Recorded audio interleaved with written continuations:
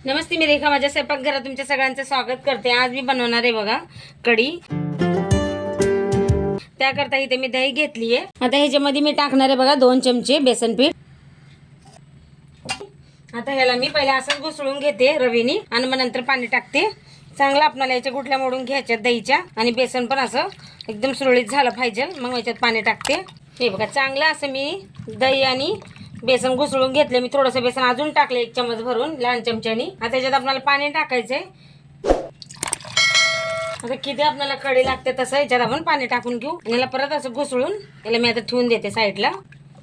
आता इथं बघा कढीला लागणार आता मसाला आपण तयार करून घेऊ। इथे लसूण घेतले थोडंसं, 4-5 हिरव्या मिरच्या घेतल्यात, थोडंसं अद्रक घेतलंय आणि थोडंसं कोथिंबीर घेतलंय।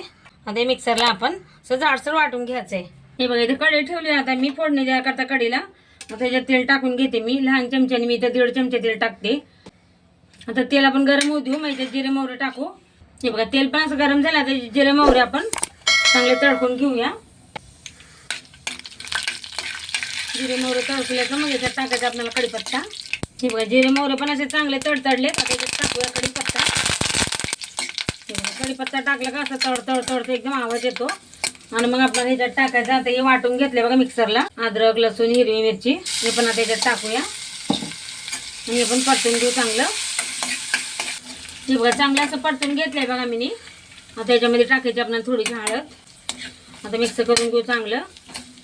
आता आपल्याला दही आणि बेसन असं चांगलं परत घुसळून घ्यायचं आहे। चांगलं टाकताना एकदा फोडणी द्यायच्या पहिले अजून थोडंसं याच्यात पाणी टाकणार आहे मी आणि मग ह्याला परत असं चांगलं मिक्स व्हायला पाहिजे, असं चांगलं घुसळून घेऊ।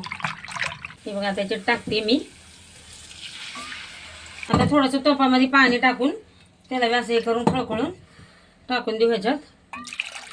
आता ह्याच्यात टाकणार आहे मी बघा चवीपुरतं मीठ।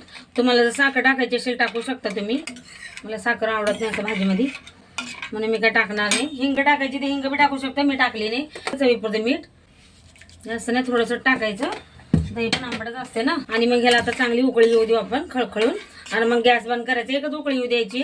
हे बघा मस्त उकळी आली बघा कढीला, काय टाइम लागत नाही बघा, 5-10 मिनिटात कढी बनून तयार होते। आता मी गॅस करते बंद। याच्यात टाकूया बारीक चिरलेली कोथिंबीर। हे बघा अजिबात टाइम लागत नाही, काय नाही, मस्त बनवून तयार झाली आपली कढी पण।